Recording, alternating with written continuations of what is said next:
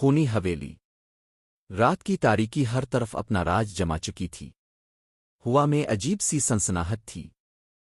گاؤں کے لوگ سورج غروب ہونے سے پہلے ہی اپنے گھروں میں بند ہو جاتے تھے کیونکہ گاؤں کے باہر ایک پرانی حویلی تھی۔ خونی حویلی۔ یہ حویلی پچھلے 50 سالوں سے ویران پڑی تھی۔ کہا جاتا تھا کہ وہاں ایک خاندان رہتا تھا جو ایک ہی رات میں پراسرار طور پر غائب ہو گیا۔ اس دن کے بعد جو بھی اس حویلی میں گیا زندہ واپس نہ آیا۔ دو دوستوں کی مہم۔ علی اور فرحان دو پکے دوست تھے۔ دونوں نے حال ہی میں یونیورسٹی سے گریجویشن کیا تھا اور چھٹیاں گزارنے گاؤں آئے تھے۔ علی کو مہم جوئی کا بہت شوق تھا جبکہ فرحان ذرا ڈرپوک تھا۔ ایک دن شام کے وقت جب وہ درخت کے نیچے بیٹھے باتیں کر رہے تھے، علی نے کہا، فرحان، کیا تم نے کبھی خونی حویلی کے اندر جانے کا سوچا ہے؟ فرحان چونک گیا، پاگل ہو گئے ہو؟ وہ جگہ منحوس ہے، لوگ وہاں جا کر واپس نہیں آتے۔ علی ہنسا، یار یہ سب کہانیاں ہیں، آؤ چل کر دیکھتے ہیں، شاید کچھ خزانہ چھپا ہو۔ فرحان نے لاکھ انکار کیا مگر آخر کار علی کی ضد کے آگے ہار مان گیا۔ حویلی کا پہلا منظر۔ اگلی رات دونوں نے ٹارچ، کیمرہ، پانی کی بوتل اور کچھ کھانے کا سامان لے کر حویلی کا رخ کیا۔ جیسے ہی وہ حویلی کے گیٹ کے پاس پہنچے، صد ہوا کا ایک جھونکا آیا۔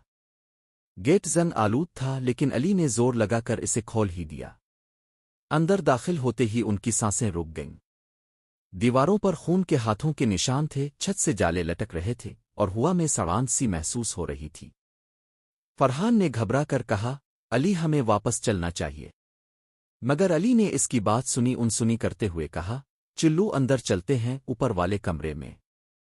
پراسرار آوازیں۔ جب وہ سیڑھیاں چڑھ رہے تھے تو ایک عورت کی چیخ سنائی دی۔ کیا تم نے سنا؟ فرحان کی آواز کانپ رہی تھی۔ ہاں، لیکن یہ شاید بلی کی آواز ہوگی، علی نے خود کو تسلی دی۔ کمرے میں داخل ہوتے ہی انہوں نے دیکھا کہ ایک پرانی تصویروں والی البم میز پر رکھی تھی۔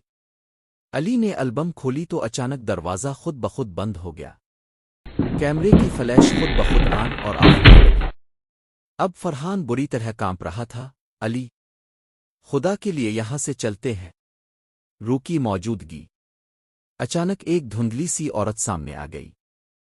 اس کے چہرے پر خون بہہ رہا تھا، آنکھیں سارخ اور زبان باہر نکلی ہوئی تھی۔ اس نے ایک بھیانک آواز میں کہا، تم لوگ یہاں کیوں آئے ہو؟ یہ میرا گھر ہے۔ علی اور فرحان وہیں ساکت ہو گئے۔ جسم سن ہو چکے تھے، زبان جیسے بند ہو گئی تھی۔ علی نے ہمت کی اور بولا، ہم صرف دیکھنے آئے تھے، ہم کچھ نقصان نہیں پہنچائیں گے۔ روچیخی، یہی غلطی پچھلے لوگوں نے بھی کی تھی۔ بھاگنے کی کوشش۔ فرحان نے علی کا ہاتھ پکڑا اور دروازے کی طرف دوڑے۔ دروازہ کھولنے کی کوشش کی مگر وہ بند ہو چکا تھا۔ اب روح ان کے سامنے فضا میں تیر رہی تھی، اس کا جسم آدھا نظر آتا اور آدھا غائب ہو جاتا۔ علی نے جیب سے قرآن پاک کی چھوٹی سی کتاب نکالی جو اس کی دادی نے دی تھی۔ جیسے ہی اس نے سورت سوئیں پڑھنا شروع کی، روح درد سے چیخنے لگی۔ راک جا، یہ مت پڑھ، روح کی آواز اب گرج میں بدل گئی تھی۔ نجات کا لمحہ۔ علی نے سورت سوئیں بلند آواز میں جاری رکھی۔ آہستہ آہستہ روح کی چیخیں کم ہونے لگیں اور آخرکار وہ ایک دھوئیں کی شکل میں غائب ہو گئی۔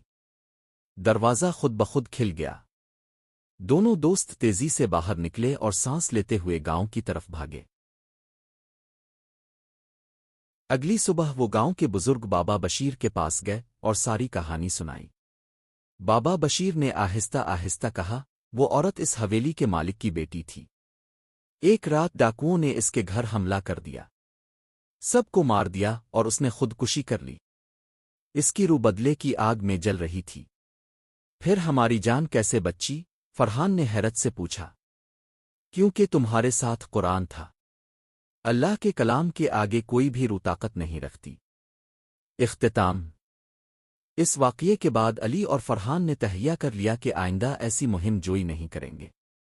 انہوں نے وہ قرآن ہمیشہ اپنے ساتھ رکھنا شروع کر دیا۔ گاؤں والوں نے بھی سنا کہ اب حویلی سے کوئی آواز نہیں آتی۔ شاید روح کو سکون مل گیا تھا۔ عبرت۔ یہ کہانی ہمیں سکھاتی ہے کہ اللہ کا کلام ہر مصیبت اور ہر شر سے بچاتا ہے۔ ہمیں کبھی بھی ایسی جگہوں پر جانے کی جستجو نہیں کرنی چاہیے جہاں خطرہ ہو، اور ہمیشہ اپنے ایمان کو مضبوط رکھنا چاہیے۔